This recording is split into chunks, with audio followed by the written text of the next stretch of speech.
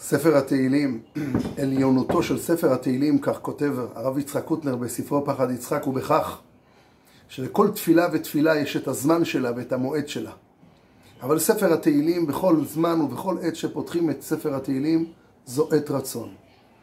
ואני ברשותכם מתמקד בפרק א' בספר התהילים, ודומה שדוד המלך, או מסדר הספר התהילים, בכוונה פתח בפרק הזה, משום שהפרק הזה בעצם מסדר את המחשבות. אשרי האיש אשר לא הלך בעצת רשעים, ובדרך רשעים לא עמד, ובמושב לצים לא ישב.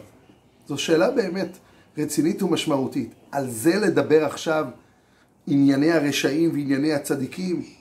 צדיק מעשיו מצליחים, מעשי ידיו מצליחים, ולהפך הרשעים. מדוע בזה פותח דוד המלך את ספר התהילים? והתשובה היא פשוטה, והתשובה היא הגיונית, והתשובה היא מעשית ביותר. כמו שאנחנו יודעים שאם אנחנו רוצים לשלוח מייל, להתקשר, יש עניין לדייק במספר, לדייק בכתובת.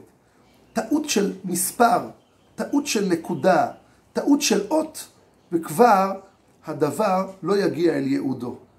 כל ספר התהילים זה בעצם מייל אחד שצריך להגיע לקדוש ברוך הוא ולליבו של המתפלל.